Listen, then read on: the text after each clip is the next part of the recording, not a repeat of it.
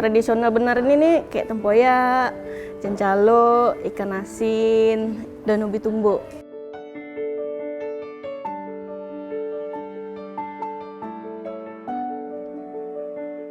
Mungkin ini ya, karena favorit saya kali ya. Dulu orang tua juga suka masak tempoyak gitu, pakai sambal udang. Saya kan suka tempoyak, kalau makan di luar tuh kan jarang ya ada tempoyak. Jadi kenapa saya bilang di ayam ketumbar nih kita nggak buatkan menu tempoyak, itu kan menu tradisional ya.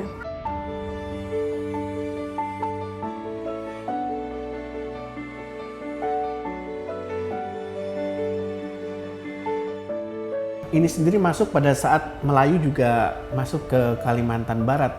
Waktu Daeng Manambon dari Pulau Penyengat, Kepulauan Riau, itu berlayar sampai ke Mempawah. Nah itu juga makanan ikut semua. Termasuklah tempoyak. Mungkin karena mereka melihat bahwa, wah durian di Kalimantan Barat ini banyak, ya akhirnya untuk membuat supaya bisa dimakan, dibuatlah tempoyak.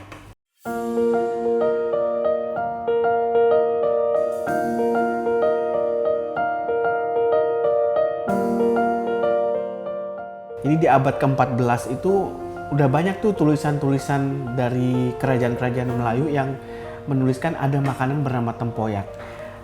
Nah, makanan tempoyak ini kenapa bisa ada? Karena di Pulau Sumatera, terus di Kalimantan itu banyak pohon durian. Nah, kalau udah musim, masyarakat tuh bingung bagaimana ya caranya supaya bisa menyimpan durian ini lebih lama.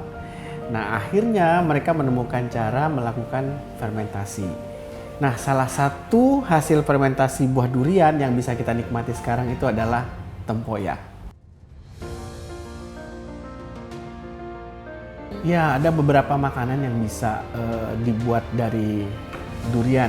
Yang paling gampang kita kenal itu lempuk atau dodol durian. Itu hampir rata-rata orang Sumatera dan Kalimantan itu tahu. Terus ada lagi makanan lain seperti gula duren, ya, gula durian. Itu kalau dibahasakan lebih gampang itu seperti selai. Itu memang selai durian, tapi di sini bilangnya gula durian katanya. Belah itu selai durian. Di beberapa tempat di Sumatera itu ada brengkes. Itu pepes tapi ditambahin durian, tempoyak maksudnya ke dalam. Terus ada juga seruit. Nah, ini juga ciri khas juga.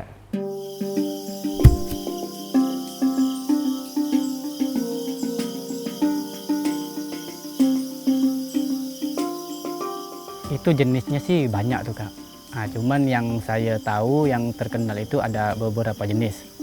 Itu yang saya tahu khususnya kalau untuk di tempat saya ini ya, di Parit Rahmat ini, itu yang terkenal itu ada kertas, ada bulu babi, ada durian Apollo, ada durian labu, ada durian kunyit, terus juga ada durian buaya juga ada di tempat kita di sini.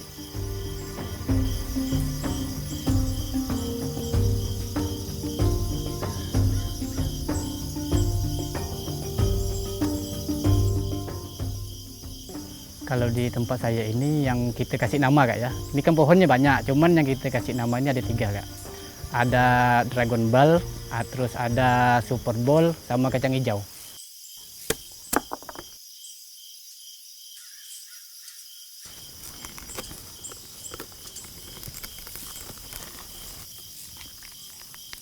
Nah, kalau yang jenis Dragon Ball itu pernah juara 1 tuh Kak.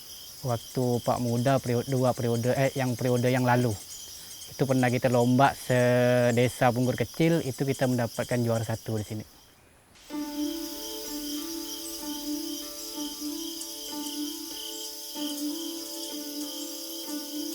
Ya kalau kita emang mulanya bertani itu kan istilahnya dari orang tua kita lah. Nah, jadi orang tua saya itu kan memang petani, jadi kita pun meneruskan pekerjaan orang tua. Tapi awalnya saya bukan di sini, awalnya di kebun yang di depan di sana. Nah, di sini ini baru 2 tahun saya di sini nih Kak, di kebun ini.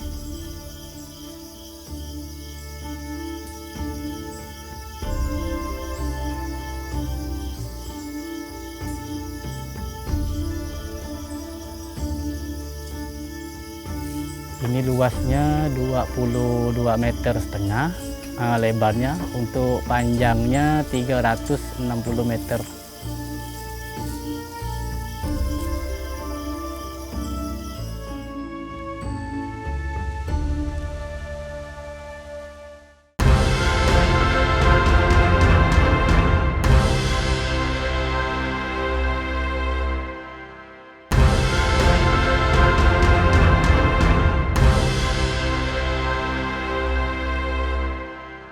Tempoyak ini bukan makanan langsung ya, maksudnya setelah dibikin tempoyak langsung dimakan tidak, tapi ini merupakan bumbu dari masakan.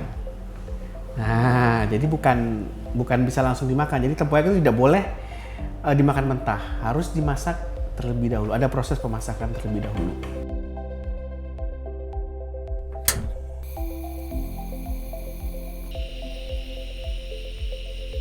Jadi kalau kenapa dibilang bumbu, karena dia itu untuk melengkapi makanan inti, lauk pauk inti, ikan misalnya, atau dijadikan sambal, dia harus ada bahan pencampurnya.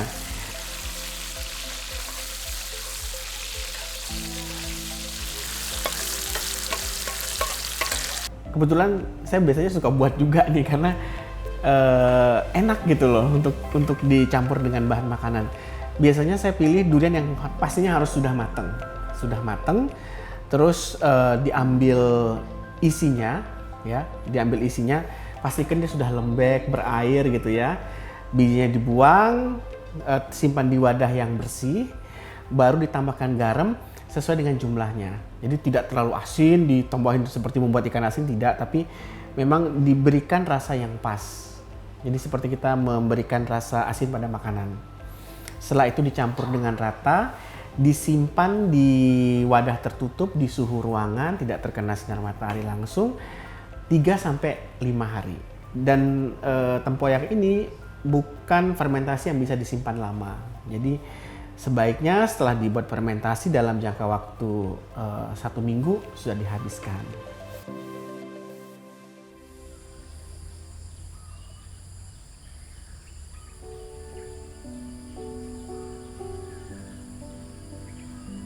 Kebetulan kakekku itu dari sebuah kampung di Kapuas Hulu, namanya tuh di Padua Mendalam, jauh dari Putu Sibau itu masuk lagi ke dalam sungai. Nah di sana itu durian ini dijadikan buat sarapan, dan saya juga kaget awalnya, ini nggak bikin sakit mah apa gimana? Karena ekstrim. Jadi nasi anget dikepal. Ya, kayak mau bikin nasi Jepang itu dikepal, diambil durian, diletakin di situ, dimakan, terus diminum sama kopi hitam, dan itu dijadikan sebagai sarapan sebelum pergi ke ladang. Dan katanya energinya tuh lebih banyak karena itu kan manis ya, jadi mungkin gulanya lebih bagus karena dia gula buah, fruktosa bukan glukosa mungkin ya, ini sepengetahuannya sebagai foodies. Jadi mereka bekerja itu katanya energinya lebih besar dikeluarkan pagi hari. Karena kan kalau di kampung itu ada yang ngaret. Nah, itu kan butuh tenaga ekstra tuh buat ngangkatin getah karet yang udah diambil, itu kan lumayan berat. Nah, sarapannya itu. Jadi itu membantah bahwa ada yang bilang durian nggak boleh dimakan sama kopi, atau durian nggak boleh dimakan pagi-pagi. Saya udah buktikan. Orang-orang di kampung kakek saya itu makan durian pagi-pagi dan minum kopi, sehat sampai sekarang dan kerjanya keras.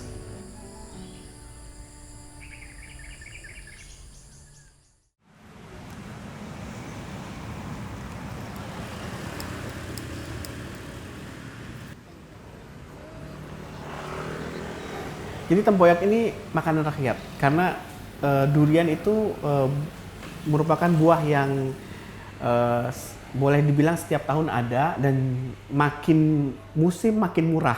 Jadi semua orang bisa makan durian, bukan sesuatu yang sesuatu yang mahal. Jadi ini tentu saja ngebuat semua orang bisa makan durian, dan ini jadi makanan umum di masyarakat. Nah justru durian-durian yang bukan lokal dari Sumatera atau daratan Kalimantan, Semenanjung itu tidak bisa dibuat tempoyak justru. Jadi durian-durian yang mahal itu yang harganya ratusan ribu, jutaan rupiah, merek-merek tertentu dari luar, nah itu justru tidak cocok dibuat tempoyak. Rasanya akan berubah.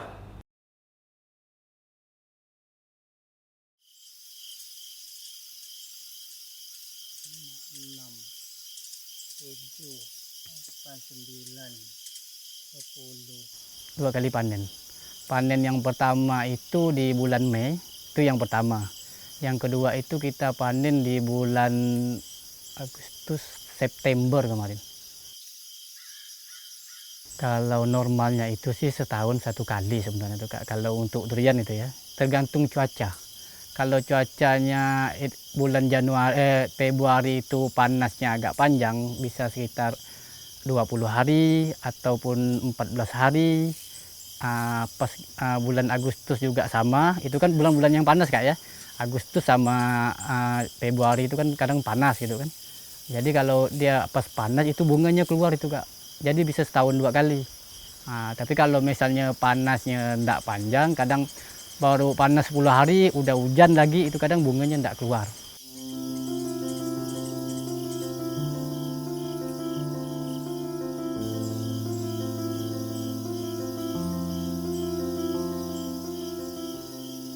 Kadang banyak sikitnya itu tergantung cuaca. Cuman kadang itu normalnya itu kadang ada 50 satu pohon, bisa juga 100, bisa juga 200. Istilahnya enggak bisa dipastikan dia tuh satu pohon berapa tuh enggak bisa dipastikan.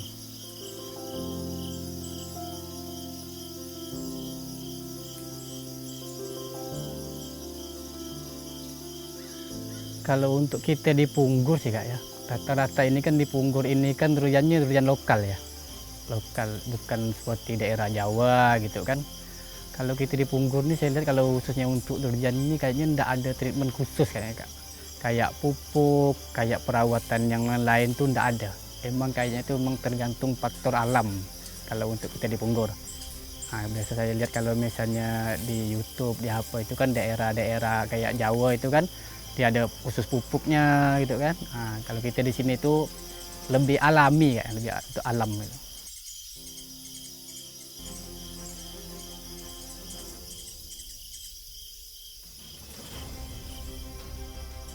Ya penjual durian itu mereka mungkin punya buah durian yang tidak laku sudah beberapa hari dan tidak mungkin untuk dijual lagi. Nah akhirnya mereka olah menjadi tempoyak atau durian-durian yang pecah di jalan atau rusak karena dimakan binatang. Nah akhirnya mereka ambil isinya masih bisa diselamatkan, dijadikan tempoyak dan dijual berbarengan dengan mereka menjual buah segarnya.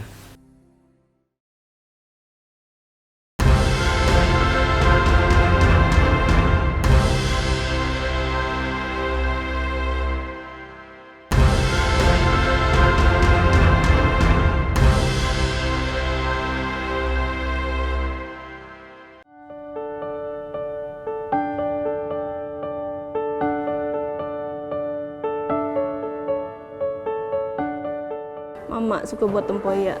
Biasanya sih kalau nggak salah tuh tempoyak nih hanya buang bijinya. Habis itu kasih sedikit garam itu aja Mbak. Baru tutup toples rapat-rapat. Jangan sampai kayak renggang tutupnya.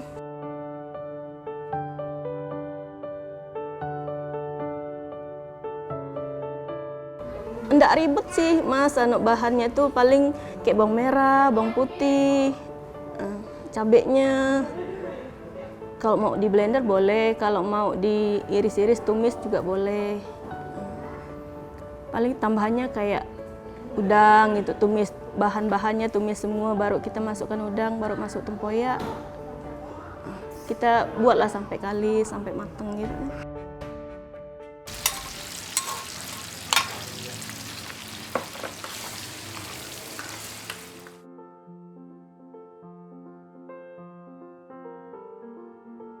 Cuman karena orang Indonesia itu kalau sudah asem harus ketemu sama yang pedes, ditambahkanlah cabai ke dalamnya.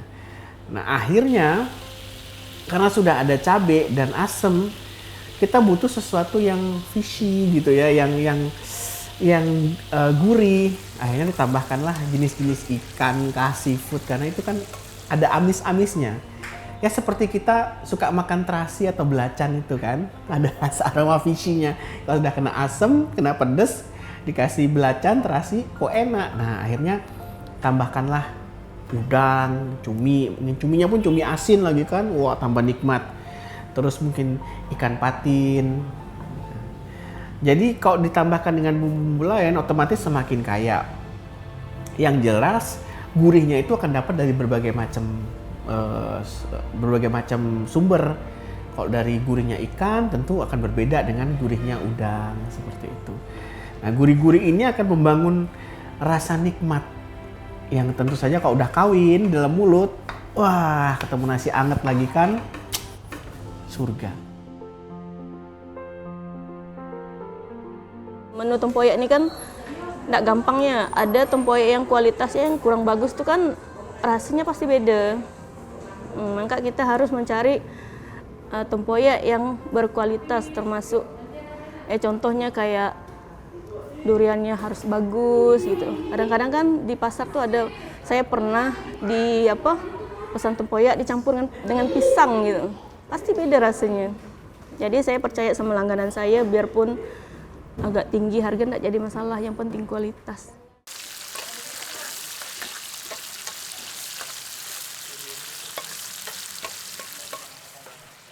Sering makan di rumah keluarga, rumah kawan gitu, menu tempoyak. Cuman ada sedikit beda gimana supaya tempoyak ini kalau saya ngolah nih kan banyakin kayak cabai gitu, bawang.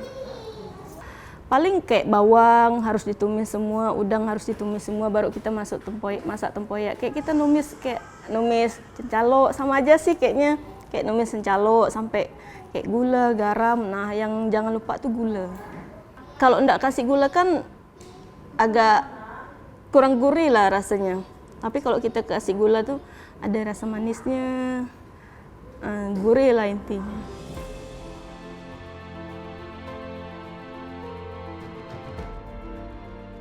Kalau di Sumatera itu mereka lebih asem ya, rasanya itu lebih asem.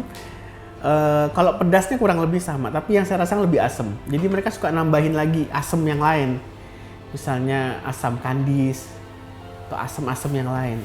Sementara kalau di sini kalau dari tambahin duren jarang mau ditambahin rasa asem lagi, udah cukup dari durennya. Dan biasanya bumbunya juga lebih light, lebih tipis.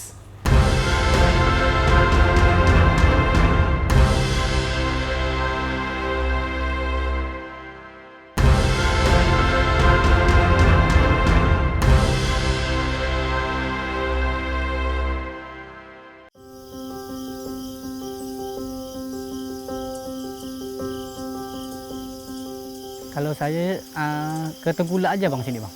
Ini kalau saya ke Tengkulak sini tidak pernah saya itu sampai ke Pontianak itu saya tidak pernah. Saya jual ke Tengkulak yang mungkin membawa ke Pontianak lagi. Gitu.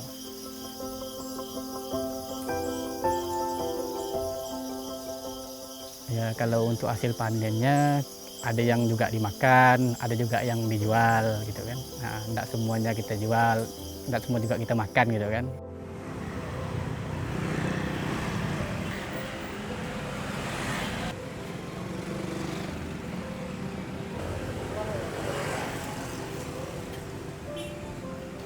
Kalau untuk kita penjualan durian itu memang disortir Kak, dipisah-pisahkan gitu kan. Memang yang bagus kita jual, yang enggak bagus ya kita simpan gitu kan. Itulah yang enggak bagus itulah kadang kita buat gula durian, kadang kita buat tempoyak, gitulah Kak.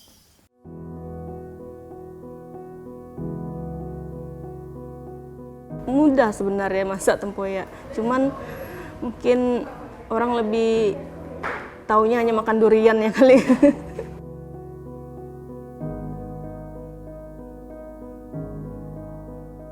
Kalau dari durian yang bagus tuh rasa duriannya tuh terasa sekali biarpun dia tempoyak, manis. Tapi kalau durian yang kurang bagus tuh otomatis asam deh Mbak. Apalagi kalau kita tidak pandai ngolahnya kan, kurang bumbu apa. Tapi kalau kualitas durian yang bagus tuh biarpun bumbu sedikit pasti enak.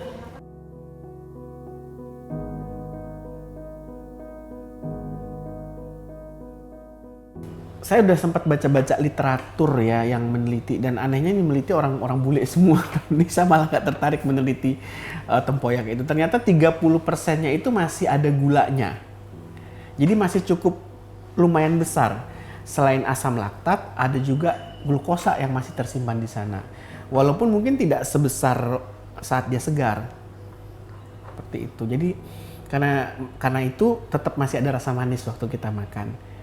Nah itu nanti hubungannya dengan kalau misalnya durian-durian luar itu yang ada rasa pahit di belakangnya.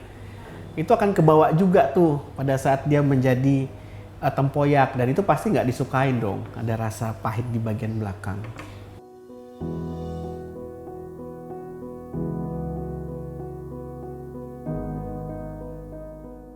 Tempoyak itu sebenarnya bukan tipe makanan yang tahan lama ya, kecuali mungkin disimpan frozen. Saya belum pernah mencoba. Seperti saya bilang tadi, setelah 5 hari biasanya sudah jadi fermentasinya. Biasanya dalam 1 minggu saya habiskan. Karena di situ biasanya kalau kita bener nih bikin sambal aja ya, sambal tumis tempoyak itu kalau bener kita cara menumisnya, biasanya tuh minyak dari tempoyaknya tuh bener-bener enak ditambahin ke atas nasi panas gitu ya. Sambalnya mesti pedes, ditambahin udang, waduh itu sedap banget. Jadi memang pasnya tuh dalam waktu seminggu harus habis dikonsumsi.